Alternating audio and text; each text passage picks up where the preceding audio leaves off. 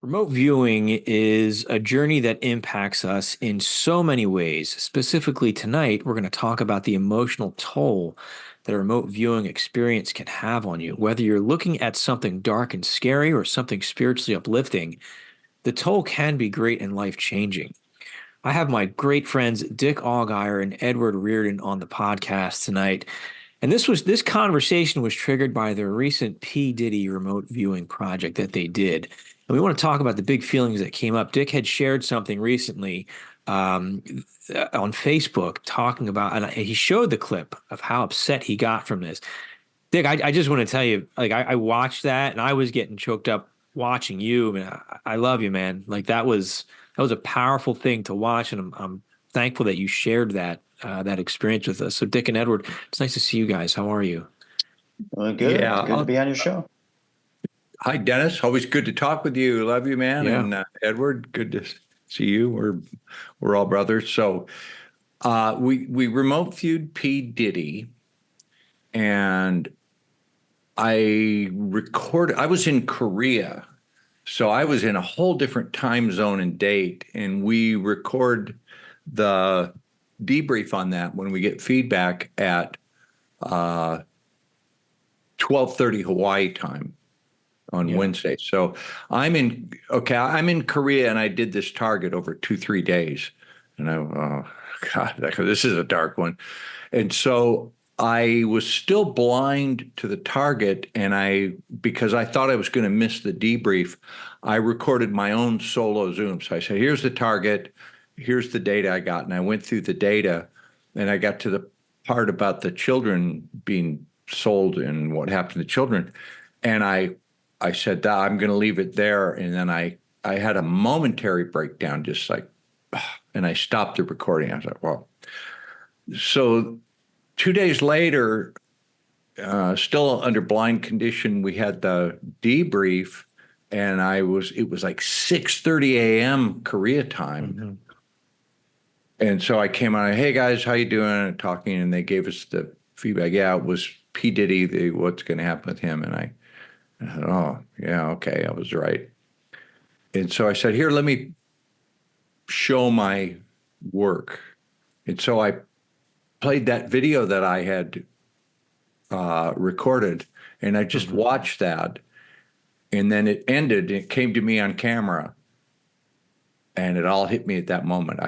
Yeah. I just totally broke down. So it was a delayed reaction. And it seems to be how it works. Isn't that how it works with you, Edward? I've seen you go, oh, this is my session, I barely remember it. And then you get the Yeah. feedback, and then you go through it point by point, and then you go, oh God. So it's like a Definitely. post-traumatic stress deal.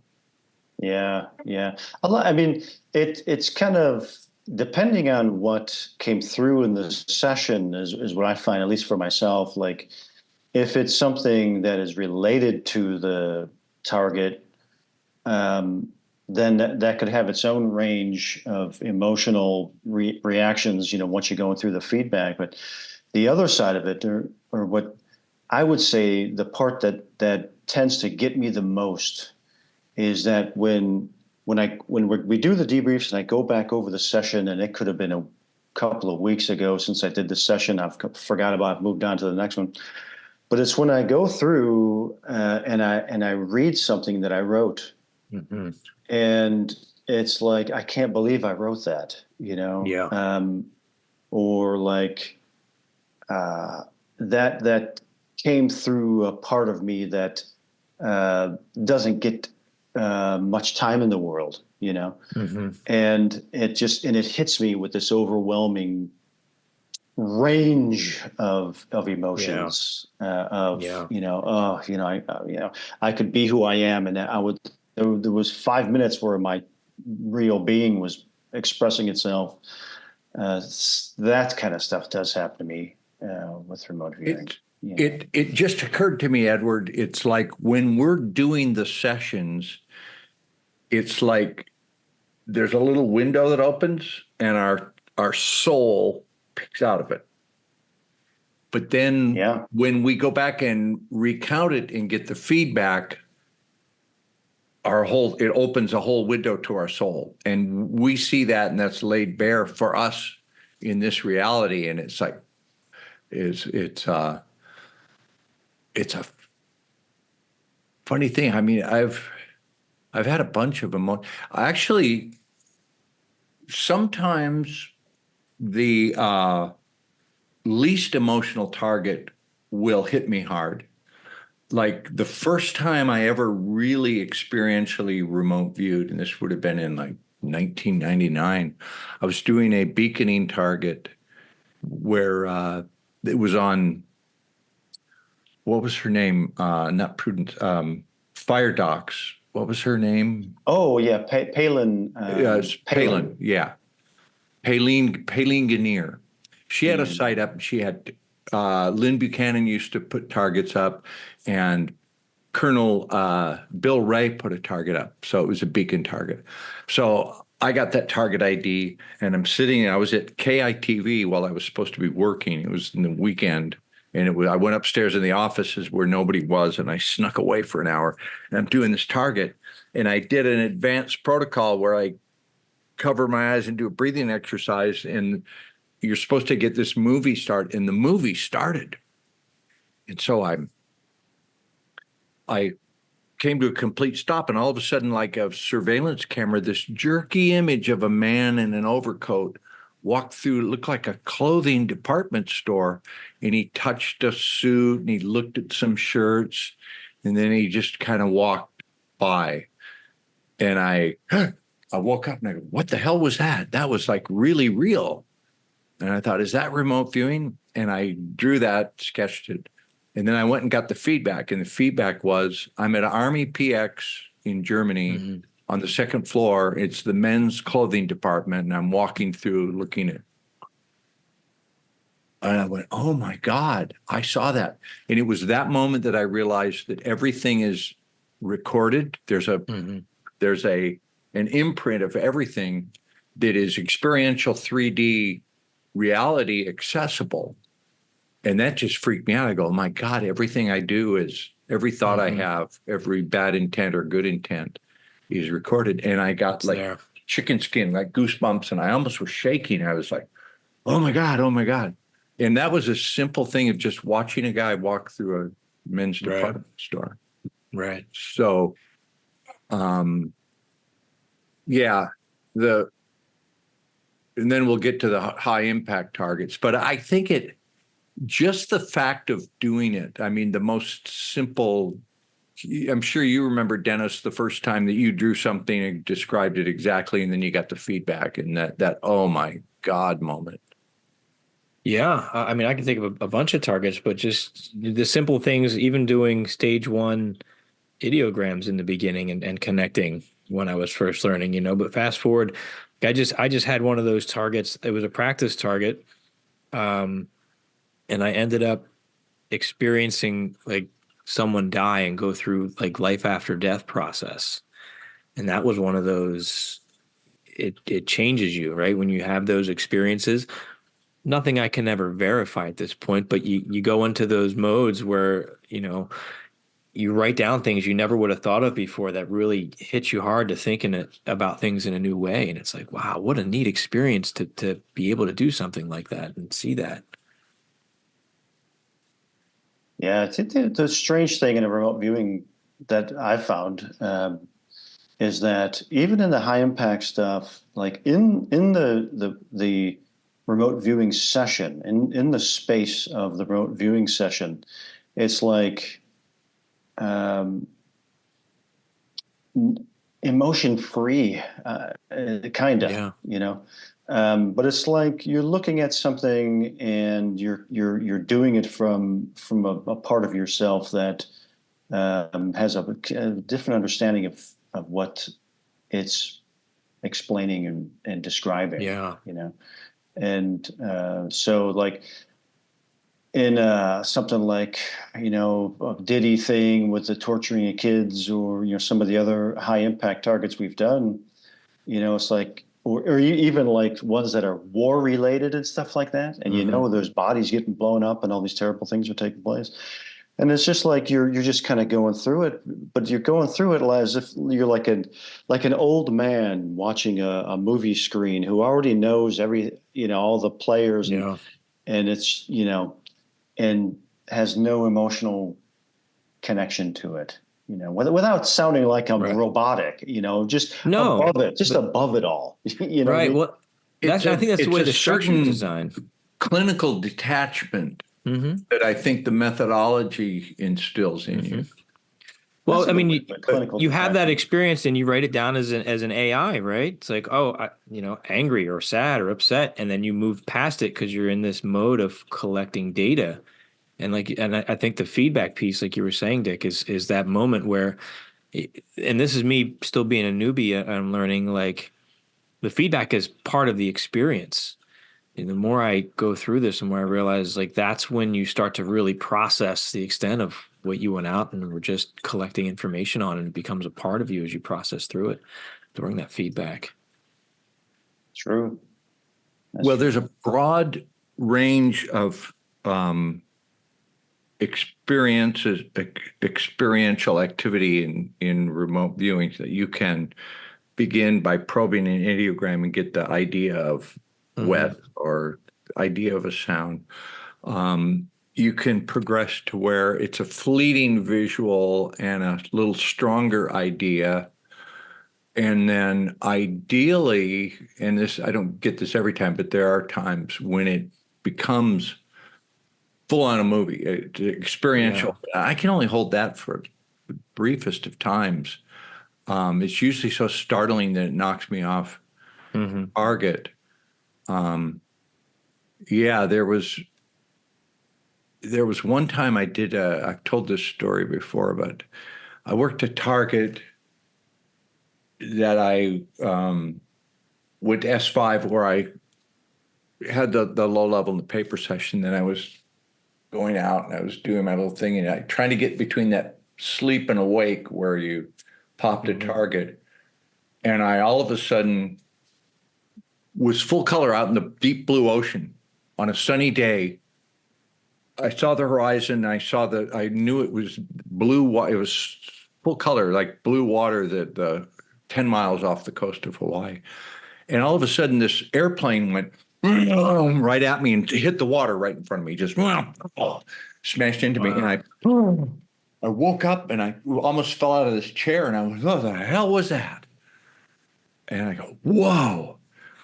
And so I drew that and described it. And I was like, oh, man, that was a 1 in a 5,000 remote viewing experiences. So I get the feedback, and the target was next U.S. Coast Guard search and rescue event, Hawaii region near future. Like, what's the next big thing the Coast Guard Mm. is going to? I think that whoever targeted thought it would be a rescue, like a Yeah. yacht sinking or something. So I did that and kind of set it aside. So I'm on live TV. I'm anchoring the weekend news, and I'm in a coat and tie, but shorts and slippers on the bottom, but nice coat and tie, iron shirt, and makeup on. Good evening. Thank you for joining us. KITV4 News at 5. I'm Dick Allgaier. The governor did this, and there was a groundbreaking this, and we go to commercial, and somebody hands me a piece of paper and says, we got breaking news. This is just in. I go, U.S. Coast Guard is responding to reports of a downed plane 10 miles off the northeast coast of Oahu. Coast Guard rescue. And I realized at that moment Yeah. that I had remote viewed that a week before. And Yeah. it was like, and I'm on live TV and I'm going, oh shit, oh shit, oh shit. Oh my God, I got to go look at my session. But I had to keep my cool. Yeah. But that How was do you, Now, how did you process, like after you got off camera? I mean, what was your, because those are big feelings, especially when it's newer to you and you're starting to experience like I yeah. can see the future and I can see. So what was your reaction to that after that in the I moments still after don't that? know how to react to seeing future Yeah. stuff. We were just Yeah. talking about that in our debrief, right, Edward? Like Yeah. I can't give a plausible explanation of how that would work, how we actually see something that hasn't happened in this reality yet. Consistently, intentionally and consistently too. I mean, that's a huge piece to it, right? Like Yeah, you guys like, do this every okay, month. 2 weeks ago, Edward said there's going to be a big story of a church burning. He drew the window and the flames and the exact shape of the church in the window. I mean, it Yeah. was like if you looked at this news story and then said, okay, take colored pencils and draw it, Edward did that. But Yeah. he published that, was it 2 weeks before it happened? So how do you, when you saw that picture, how do you process that, Edward? Like, I got to be honest with you guys. It's just hard to explain. I'm never really fazed by it. It's like, okay, that's if I didn't get it, I'd be going, what the hell? yeah, Why did I not get that? Right. It's kind of a strange thing, like, I don't even know. I don't even know how to explain it. It's like it's supposed to happen, and so I'm not surprised ever that it happens. I'm just like, okay, then I know I'm on the right. I know I'm on the right, and moving in the right direction when I get positive feedback, because it's like, yeah, I'm supposed to be getting that. That's how I it's think that always speaks. been. That's how it's always been. I remember when I went to get sit down training. This was in the 2001 with Ed Dames, and my buddy Chris came with us. We drove to Los Angeles and we took this train. It was a weekend thing. And I had already been practicing remote viewing for a couple of years off of this training video. So I already had a little bit going for me. And my buddy Chris was working these targets, and he was getting his ass beat. I mean, he was a super intelligent guy. He was trying Right. and he was getting his ass handed to him. So we worked this one target, and it was a water target. And I drew, the water swirling thing, and he gives the feedback, and I'm like, yeah, I got it, And my buddy did good on that session. He almost fell off his chair. He's like running around the whole room. Yeah.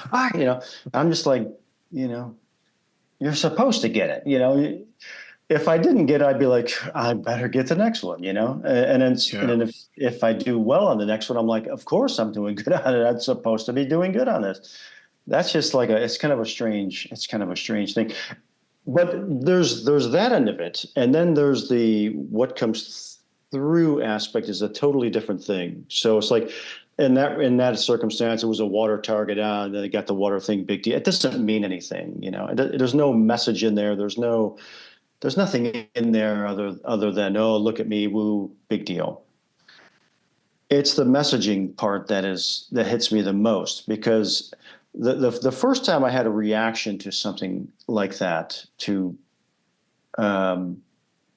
sharing information like that, was prior to my working with remote viewing, and I was a tarot card reader. I did tarot card readings all the time, and I had a roommate. I got home and my roommate was trying to learn how to tarot card read too, and he says, "Hey man, I did this reading for myself and earlier today, and I don't understand it. Could you look at it and kind of give me what you see in it?" And I was like, "Yeah, dude. Well, of course, yeah, let's go."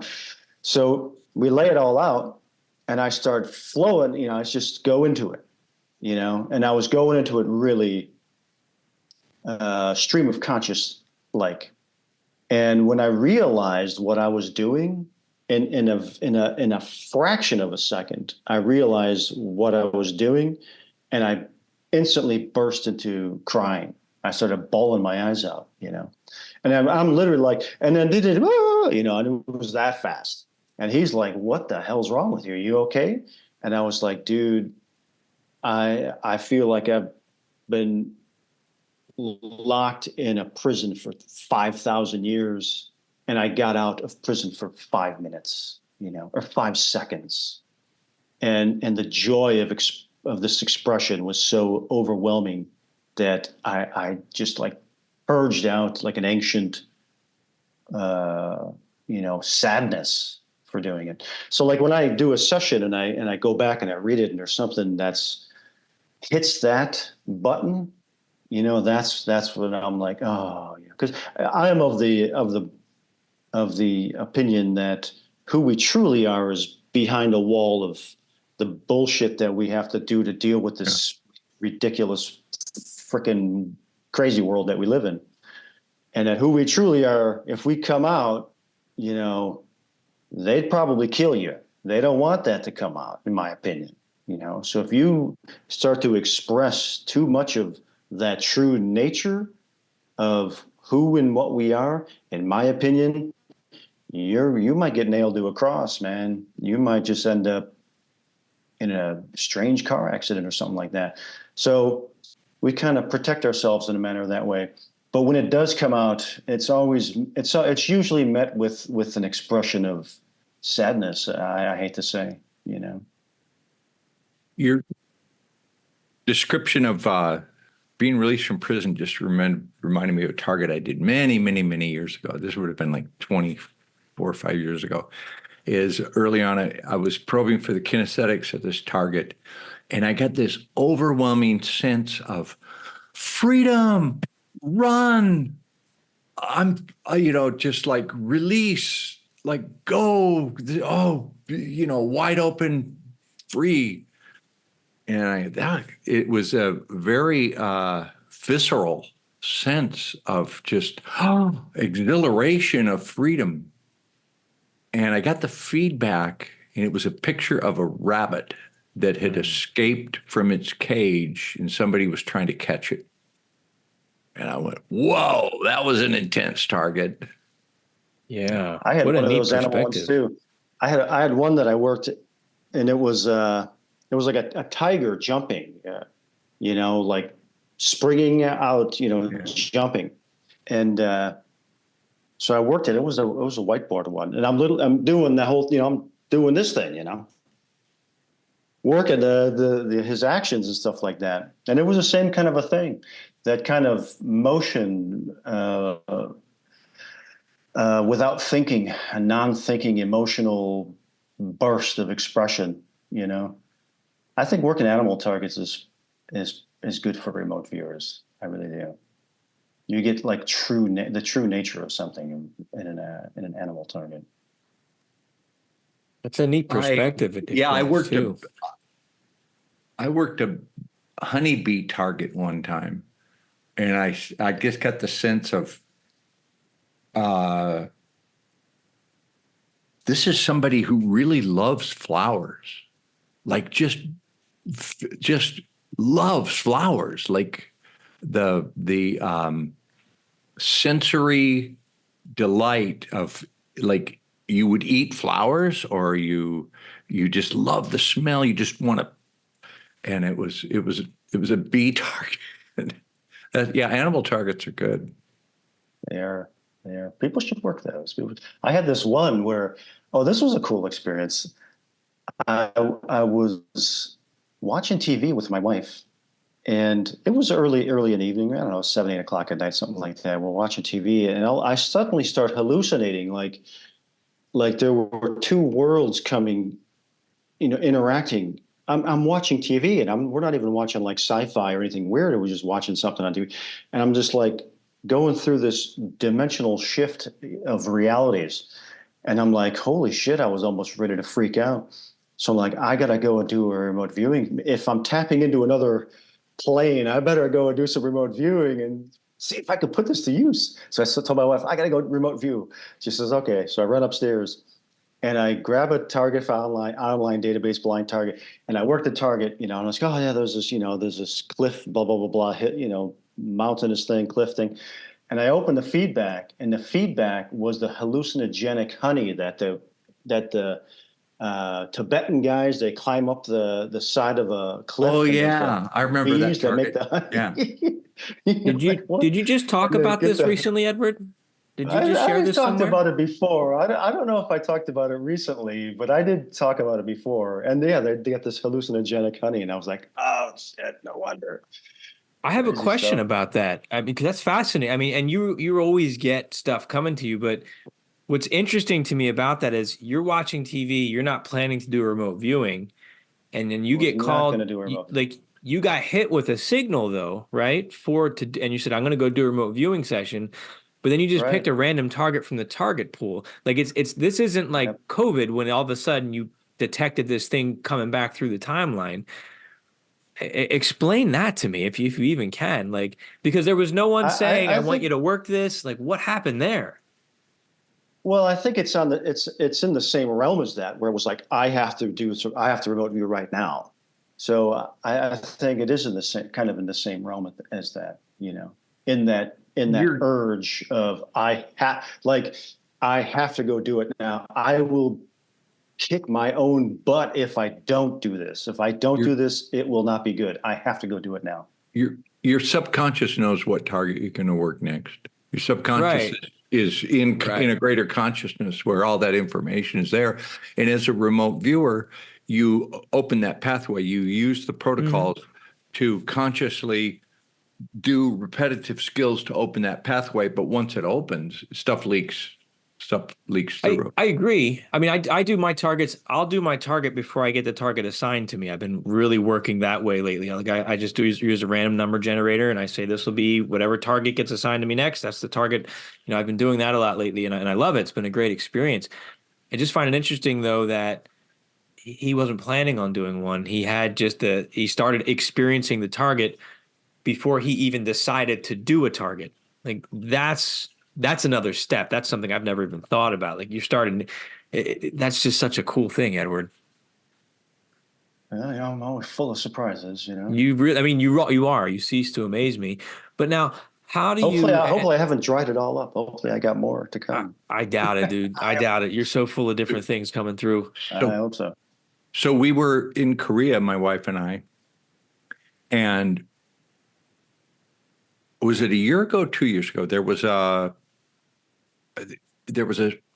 we did a future events target where I said there's a stampede of people, and I actually took the time to draw like 150 people all mashed together, and that's hard to. I drew it and drew it and drew it, and I said they're crushed, and a bunch of them are killed. And there's a mass stampede, and a week after we published that, there was a stampede in Seoul, Korea, down a street alleyway where it was a Halloween party and too many people, and then they panicked and they cried. And a lot of people died, and so that was another one where I saw that and I got real emotional on that. So I'm in Korea, and Seoul, Korea is huge.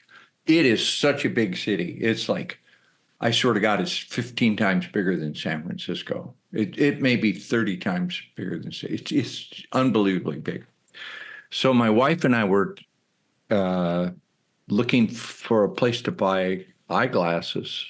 Well, she had actually found an optometrist when she was there before. So we drove from our hotel like 30 minutes way over to the other side of town, and we're there in the eyeglass office, and she was speaking Korean with this guy making a deal. And I was kind of bored, so I went outside to take some video. So oh, I heard a loudspeaker, people going, but they have a loudspeaker of a car. There's this car coming down slowly, and these people with banners in Korean marching down the street with a police escort. And I took video of it, and it gave me this really eerie feeling. What's that about? So I showed the video on my iPhone to Mimi. I said, "What's that about?" She looked at the banner. She goes, "Oh, they're protesting that they let that stampede happen last year. It happened right over there. So we were right to the place that I had remote viewed." Like, Yeah. oh, that's kind of eerie. Yeah, that must have been Yeah. eerie. Yeah, Yeah. that'll be an eerie one. Did they die right in that spot? Yeah, right around the corner. Oh yeah. Yeah, that's Wow. an eerie one. That's Mass a death. Yeah, for Yeah. sure. yeah. So Let, it, Crazy stuff happens, man. let me ask you guys this question.